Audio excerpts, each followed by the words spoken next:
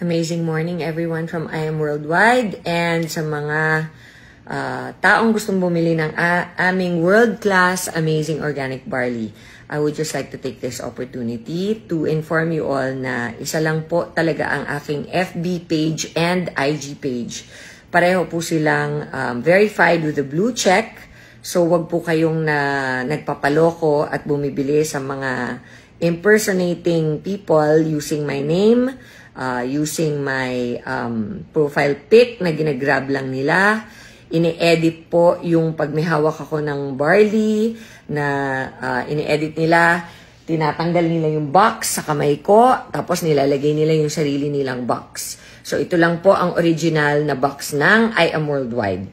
So having said that, please do not be fooled and spread nyo na lang po itong video na to para mag-viral tayo at malaman na ng mga manloloko na hindi na natin ito tolerate yung ginagawa nila.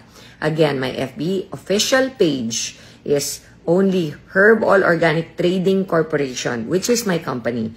And my personal official account is Maritoni Fernandez-Dairit. Wala na pong dugtong yon and meron pong blue check.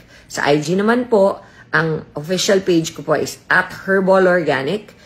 Dire-diretso lang po yun, walang space. HERBALLORGANIC. At ang aking personal page po na open to the public, again, it is verified with a blue check mark, is maritoni.fernandez. Wala na pong iba.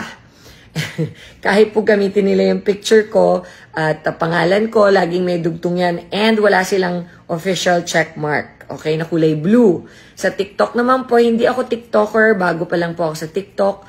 And my official TikTok account is Maritoni Fernandez-Dairit. At Maritoni Fernandez-Dairit. Walang space, walang hashtag, walang dash, wala pong kahit ano. Wala ring nakasulat Barley Queen. Wala po. Okay, so pag meron kayo nakikitang Barley Queen, hindi na po ako yon. Automatic. Pag wala pong checkmark na kulay blue sa IG at sa FB, tapos pangalan ko, hindi rin po ako yon. Okay? Basta ang official page is Herb All Organic Trading Corp. Ang personal is Maritoni Fernandez-Dairit or Maritoni.Fernandez sa IG. Isa pa po, I'd like to take this opportunity to please ask you all to stop buying from people na hindi nyo kilala or walang distributor's card from I Am Worldwide. Isa pa po is huwag kayong bumibili ng mga underpriced products. Kasi kung underpriced po yan, fake po yan. Bakit? Kasi po ang produkto namin is world class. Hindi po kami nagbebenta ng 199 pesos or 300 pesos or 500 pesos unless distributor ka po. So, kahit 800, hindi po kayo makakabili. If you want the real deal, it's 1,000 pesos per box. If it's less than 1,000 pesos per box, magduda na po kayo. Hindi po original yan. Bakit ko nasabi yon? Dahil po ako ang supplier. Alam ko po ang presyo at ang value ng produkto natin. Okay? Kaya po kung mas less yan, sigurado po fake ang laman yan. Huwag na kayo mag-aksaya ng pera. Yung last na lang po na sasabihin ko sa inyo, kung interesado po kayo maging distributors, marami po kaming distributors sa Philippines, all around the world. Pero po, ang number one, malalaman mong fake yan pag less than 1,000 pesos per box. Okay? And ang distributorship namin, ang packages po range. Our lowest that I know is only 5,600. Meron kaming 16,800.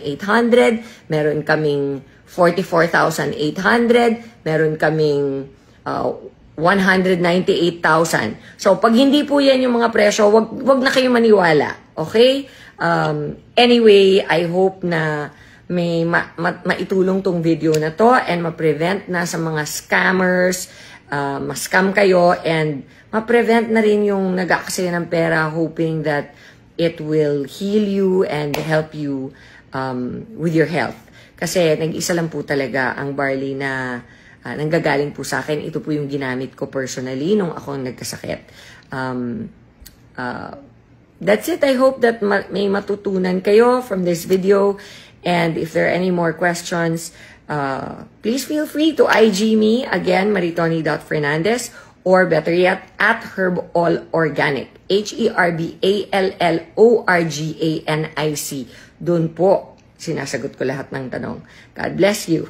Always your Barley Queen.